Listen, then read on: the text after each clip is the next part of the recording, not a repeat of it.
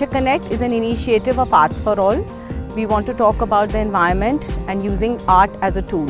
I'm raising this question that let's stop fighting over who has really created this planet, but fight together on who is destroying it.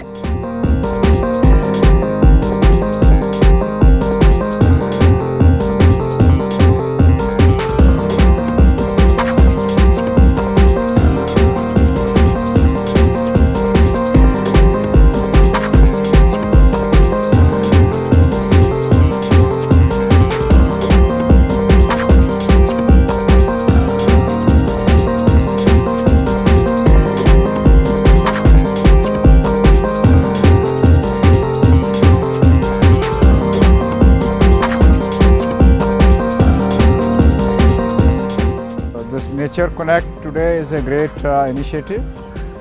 We are trying to connect the people to the nature through this event. We have displayed many art objects for this purpose, and the school children are also involved into this project. They are doing workshop on the Nature Connect. It's a unique concept, the connecting to the nature through the art.